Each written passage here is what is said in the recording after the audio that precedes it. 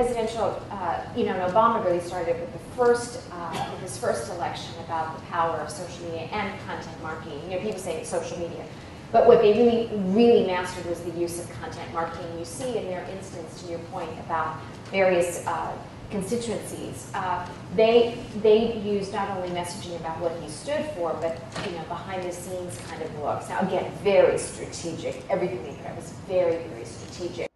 What they did in some form or fashion, which is applicable to business, it's referred to as identifying your customer archetype or your customer profile.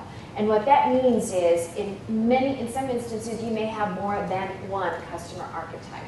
And that means understanding who your clients and customers are, what they like to do, what their needs are, their shopping behaviors, what they like to do with their family, just basically a day in the life. And it could be a direct customer, and remember, in some instances, it can also be an influencer that could influence your customer or client. So with our clients, we go through this whole process of identifying a customer archetype, and it's more than one, more often than not. And we literally sit there and to the point that when you're done with the exercise, you can visualize what that customer looks like or customers look like. So if you have a product or service that could appeal to a variety of different groups, you want to go through that process. Once you understand your client or your customer from that perspective, then you can figure out, oh, well, if this is what they like to do, or this is how they make decisions and buying behaviors and things like that, then this is the kind of content or information we can be putting out.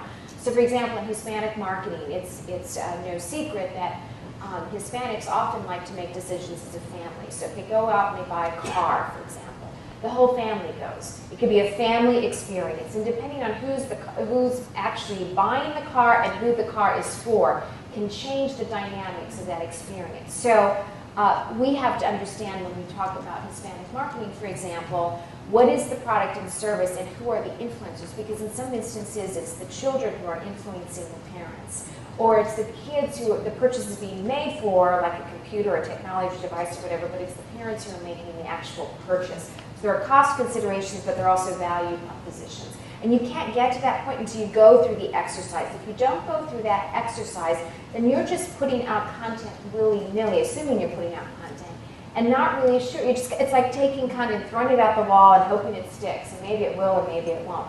Going through that process really then makes your messaging and your content strategy very specific, very targeted, and that's really the pathway to success.